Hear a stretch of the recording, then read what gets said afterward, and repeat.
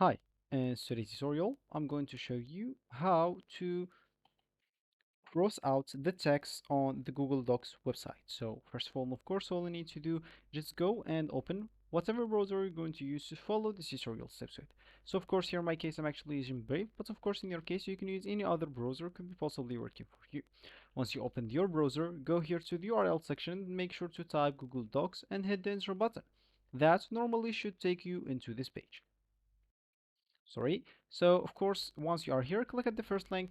That will normally take you here. Make sure to avoid any advertisement links. And once you are here, you will need to click at sign in to log in into your account if you have an account at the top right corner option. But if you don't have an account, you'll have to click at sign up for free to create your account.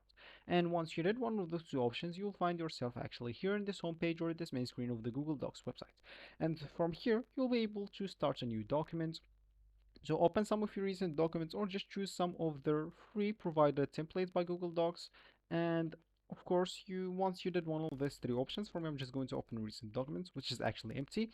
And as we said, we would like to cross out a text on the Google Docs website or yeah, website. So once we open like our file, let's say an example, I would like to cross this test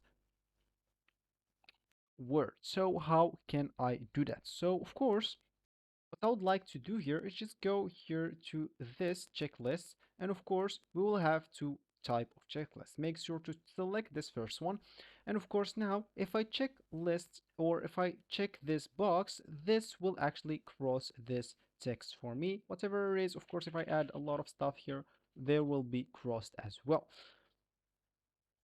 Of course, if you didn't want to use this checklist, all you need to do, you'll need to use some drawings. Of course, you can just go here to insert button, go to drawing, click at new, and of course here you can just go and type your text box here. Let's use an example that says again, and of course you can just type or add a line on it, like this line. Just make it a bit smaller and like that, and make sure to get it here on the test, and of course just save and close, and that will be here for you, and you can move it wherever you want if you change either shape. So this will be actually for this tutorial. I hope you like it. Thank you guys for watching, and goodbye.